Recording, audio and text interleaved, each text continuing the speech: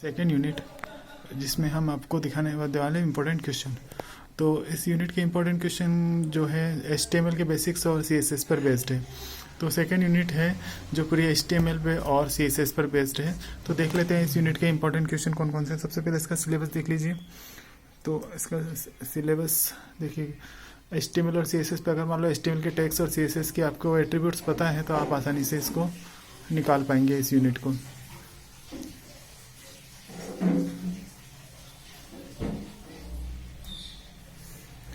तो सबसे पहला क्वेश्चन देख लेते हैं, HTML क्या है और explain the features and basic tags and structure of HTML page.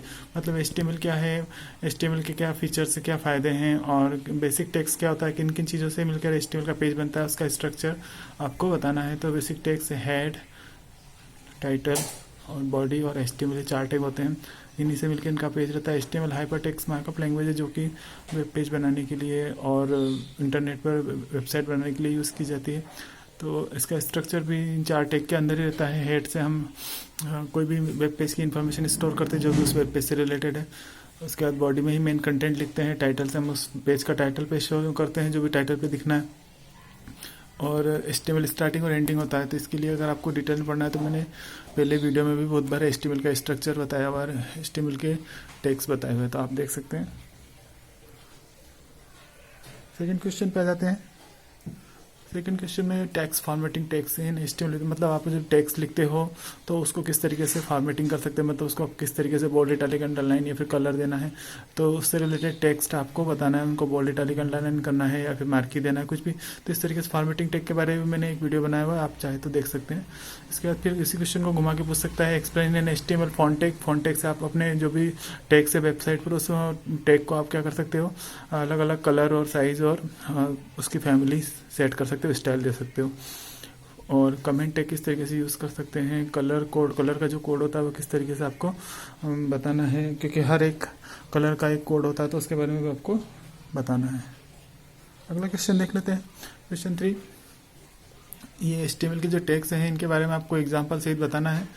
तो हाइपरलिंक से आप एंकर टैग से आप सामने एक से ज़्यादा वेब पेज पर लिंक दे सकते हैं एंकर टैग से यूज़ करके। इसका भी वीडियो डाला हुआ है। लिस्ट से आप लिस्ट बना सकते हैं। लिस्ट 3 टाइप की होती है, एक होती है ऑर्डर्ड लिस्ट, एक होती है अनऑर्डर्ड लिस्ट और एक डेफिनेशन लिस्ट। तो इसका भी मैंने वीडियो डाल रखा है। टेबल्स किस तरीके से बनाती है, टेबल बनाने का सिंपल तरीका टेबल टैग से बनाते हैं। टेबल स्टार्टिंग एंडिंग, और कॉलम जोड़ना है तो TD और रो जोड़ना है तो TR टैग से हम उसके अंदर टेबल हेडिंग डालना है तो TH। इस तरीके से टेबल हम बना सकते हैं। उसके कुछ एट्रीब्यूट्स भी होते हैं, बॉर्डर और रो स्पेन, कॉल स्पेन, इससे हम उसको और अच्छे से डिफाइन कर सकते हैं। इमेज से हम IMG टैग से हम इमेज डाल सकते हैं, उसका पाथ देके।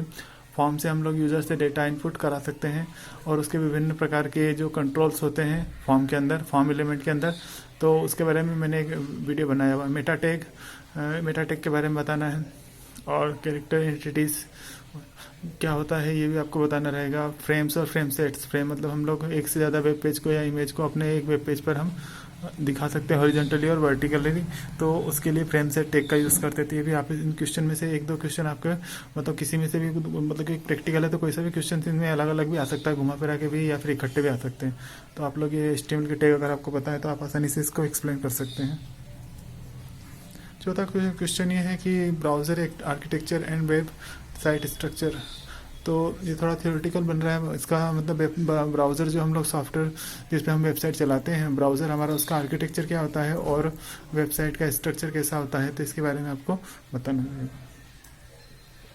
अब ये बहुत इंपॉर्टेंट क्वेश्चन है, what is HTML5, explain the feature of HTML5। तो HTML5 HTML का सबसे अच्छा वर्जन है जिसमें बहुत सारे नए नए फीचर, वीडियो भी आप लगा सकते हो, ऑडियो भी फाइल भी लगा सकते हो, और बहुत से नए नए फीचर्स जो पुराने HTML के वर्जन में नहीं थे वो आपको सभी इन HTML5 के जो अपडेटेड वर्जन से मिल जाएंगे। तो आपको इसके बारे में बताना है।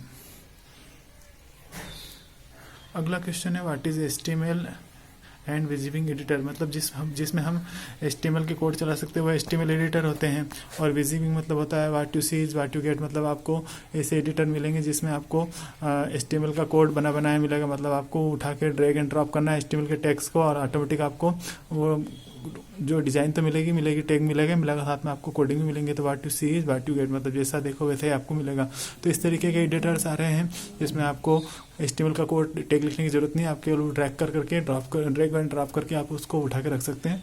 तो इससे आपका जो कोडिंग का काम है वो आसान हो जाएगा और आप आराम से कर सकते हैं। तो इसके बहुत फ़ायदे हैं कि इससे टाइम की बचत होती है और बहुत सारे फीचर्स हम एक साथ कर सकते हैं, ऐड कर सकते हैं बहुत सारे फंक्शन।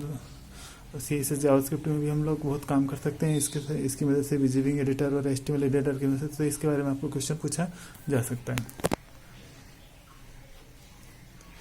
CSS क्या है, explain need and CSS basic syntax and structure with example. तो मतलब CSS क्या होता है, तो कास्केडिंग स्टाइल शीट, मतलब वेबसाइट जो भी आपकी है उसको डेकोरेशन करना। HTML का जो भी आपका स्ट्रक्चर है वेबसाइट का उसको अट्रैक्टिव बनाने के लिए CSS यूज़ की जाती है, कास्केडिंग स्टाइल शीट। इसका सिंटैक्स लिख के देखना है, बताना है, और स्ट्रक्चर बताना है किस तरीके से इसको लिखा जाता है। तो इसके बहुत सारे एट्रीब्यूट्स होते हैं, सब अलग अलग तरीके का। अगर आपको फॉर्मेटिंग करना है, अक्षरों को फॉर्मेटिंग करना है, बैकग्राउंड में कलर देना है, या फिर आपको पैराग्राफ को सेट करना है, या फिर आपको डिवीजन को कुछ एट्रीब्यूट देना, सबके लिए अलग अलग यहाँ पर एट्रीब्यूट्स हैं। तो आपको उस एट्रीब्यूट्स को यूज़ करना है। एनिमेशन से रिलेटेड भी आप देख सकते हैं, इफेक्ट डाल सकते हैं। तो ये सब के लिए आपको अलग अलग CSS के एट्रीब्यूट्स याद होना चाहिए। तो अभी इसमें इंट्रोडक्शन ही पूछा है और उसका सिंटेक्स और स्ट्रक्चर पूछा है। अगला क्वेश्चन देख लेते हैं। CSS के ये जो एट्रीब्यूट्स हैं आपको एग्जांपल के साथ बताना है कि CSS में कौन कौन से एट्रीब्यूट्स हैं जो आपको क्या क्या एट्रीब्यूट्स हैं। तो सबसे पहले देख लीजिए, इसमें बैकग्राउंड इमेज अगर इमेज और कलर देना है तो उसके एट्रीब्यूट्स और प्रॉपर्टीज़ क्या होती है। या फिर अगर टेक्स्ट को आप फॉन्ट्स के थ्रू अगर चेंज करना चाह रहे हैं, टेक्स्ट का कलर या टेक्स्ट का साइज या टेक्स्ट का कुछ फैमिली साउंड, तो टेक्स्ट से रिलेटेड जो भी एट्रीब्यूट्स है तो वो आपको बताना है। इसके बाद फिर बॉर्डर एंड बॉक्सेस आप किस तरीके से देख सकते हैं, मार्जिन कैसे दे सकते हैं, पैडिंग किस तरीके से CSS में दे सकते हैं। तो क्वेश्चन एक इकट्ठा भी पूछ सकते हैं, घुमा फिरा के भी दे सकते हैं कि CSS में मार्जिन और पैडिंग क्या है उसको एक्सप्लेन कीजिए। बॉर्डर एंड बॉक्सेस क्या होता है, किस तरीके से आप उनके एट्रीब्यूट्स बताइए। इस तरीके से क्वेश्चन प्रैक्टिकल क्वेश्चन में कुछ भी पूछ सकते हैं।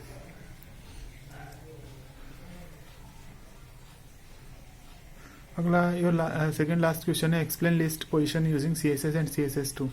मतलब आप लिस्ट पोजीशन जो है स्टाइल उसको CSS और CSS2 के थ्रू किस तरीके से करेंगे। तो ये भी प्रैक्टिकली है, और लिस्ट में जो पोजीशन होती है उसको सेट करने के लिए एट्रीब्यूट्स यूज़ किया है, तो किस तरीके से यूज़ करेंगे इसके बारे में आपको बताना है। और इसका लास्ट क्वेश्चन है, इंपॉर्टेंट क्वेश्चन दिख रहा है, what is CSS3।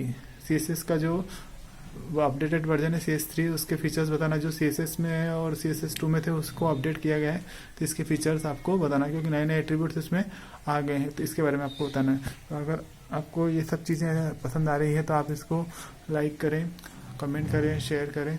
Thank you for watching.